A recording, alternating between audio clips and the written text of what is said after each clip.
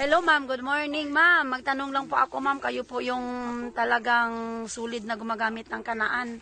Paano nyo po ginamit yung kanaan ma'am? Nakatulong po ba sa inyong sakahan? Ma'am? Oo, malaking tulong niya kasi ang ginawa namin.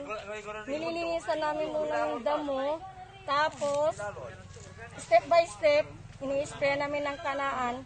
Opo. Pumantay yung maliit na palay, pumantay, tapos sabay-sabay sila Lumaki. lumaki. Opo. Oh, sabay-sabay din sila nagbunga. Nagbunga. Opo. O kaya maganda ang talaga ng kanaan. Naobserbahan namin. Napakaganda kasi bigla siyang pumula. Dahil nga sa pag-spray namin ng yung sa mga hayop yung insekto. Nag-spray kayo ng pang-insekto. Yung primero yung amoy lang. Opo. Tapos parang silang pumula. Opo. Nag-ano kami ng kanaan. Ang ganda ng pag-ano ng kanaan. Talagang ngayon, ang ganda ng pagkaano. Ano pa yung napansin nyo po doon ma'am? Paano po ba ang magandang pamamaraan na ginawa nyo doon sa kanaan? Paano po?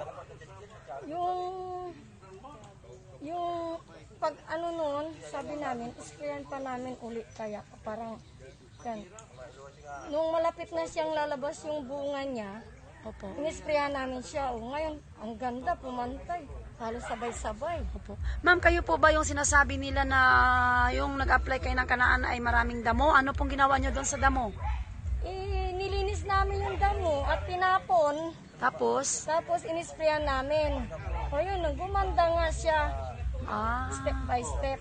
So, ang ibig sabihin nyo, ma'am, kailangan natin munang tanggalin yung damo para lalong gumanda. Bago isprayan, parang maganda. Kasi useless lang naman kung isprayan nyo at hindi nyo tanggalin yung damo, wala rin. Kasi mas lalo lalago yung damo.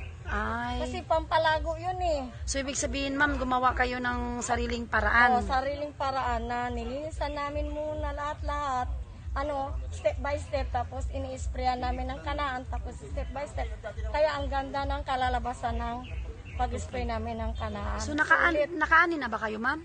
Hindi pa, bali second week siguro. So, ma'am, ano po ang ipapayo mo sa ibang mga magsasaka, ma'am, para gawin din po yung ginawa nyo po doon? Gagayahin nila. Bumili sila ng kanaan at saka gawin nila yung ginawa ko, parang maganda ang anin nila. Opo. Ma'am, ano po nga yung pangalan nyo, ma'am? Hindi ko po kayo na... Remedios Bulataw. Taga Tamayo din po kayo. Tamayo, San Carlos. Ma'am, maraming salamat. Napakagaling yung magsasaka talaga. Gumawa kayo ng sariling paraan para lang magamit sa ayos yung aming produkto na kanaan. Thank you, ma'am. At sana wag kang magsawang bumili. Thank you so much po. Thank you. Opo.